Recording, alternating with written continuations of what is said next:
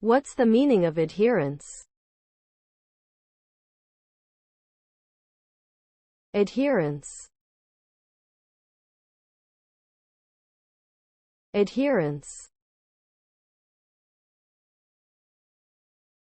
Adherence. Adherence. Adherence. Adherence refers to the act of sticking to or following a particular set of rules, guidelines, or principles. It implies a kind of loyalty and commitment to a certain course of action or belief system. Adherence can be seen in various aspects of life such as personal behavior, work ethics, religious practices, or medical treatment plans. It requires self-discipline, consistency, and determination to maintain adherence over time.